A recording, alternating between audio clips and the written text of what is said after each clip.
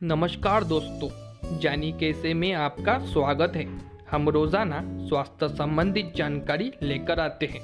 हमारे चैनल को सब्सक्राइब करना ना भूलें और साथ ही बेल आइकॉन को ज़रूर दबाएं, जिससे कि हमारे सभी वीडियो की नोटिफिकेशन मिले आपको सबसे पहले। गठिया की शिकायत के लिए जिनका ब्लड यूरिया या यूरिक एसिड का स्तर सामान्य से ज़्यादा हो, उनके लिए गोखरू बहुत ही लाभदायक है। इसके लिए गोखरू, सोंठ, मेथी और अश्वगंधा को बराबर मात्रा में मिलाकर पाउडर बना लें और सुबह शाम सेवन करें।